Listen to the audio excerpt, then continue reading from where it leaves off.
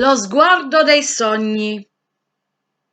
The pattern on her face, cracked and interrupted, cuffed and consumed. The colors of her cheeks dragged into her mouth, the dust and shades, her eyelashes twitching and besotted, her teeth embalmed wine purple, the inhaled laughter totally restricted, inward turned, inward massacred. He slams his weight into her feet, the tongue on his gluttonous lips, deserted and jaded, sucking on what her fingers had prepared. A salivating spinning wheel lubricating his own demise. The lacework of her powdery bones chuckled and sparkled underneath her garments that he chose for her. The figure, an orchestra, unimagined fatality, her requiem directing hands, her murmuring gulp, the pickpocket possessed by a long and revengeful memory, the doorknob ripped out. There were hands and fingernails pulling on her skin, left and right. Nobody paid attention to the ones within her. She tried to sharpen the edges of her silhouette, weaponize her corps de femme, tridents across their skeletons. She stared over at her, how she got their better sides, the ones that knew how to behave, the loving ones, in order, natural.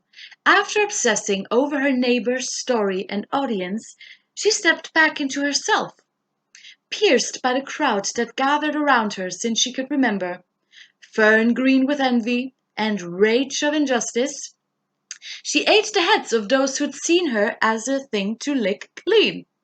A body to vandalize, skin put on the map for territorial debates, and gluttony, away with the sexualizing lechers. The grime-infested libidos, the rotten mouthfuls of her treacherous forefathers, heirloom lethargy, hands in prayer, cock in her mouth, stab wound. She regarded the symmetry of women as flooded fortresses, withstanding the man's raucous-inducing and calamity-treading open-mouthed waves.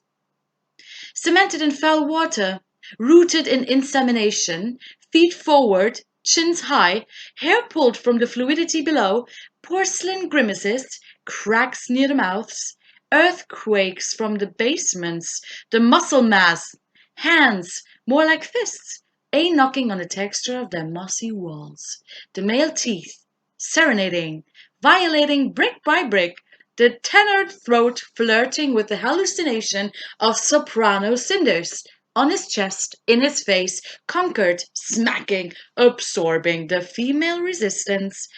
His lips asunder, guttural kisses, never on her knees, sky-bound and trees, the interwoven crowns and weaves of fortitude, mastering weathers' faces and temperaments without betting an eye. His elements studied, festered, and arrested, molding and screeching, stuffed. She studies him hard.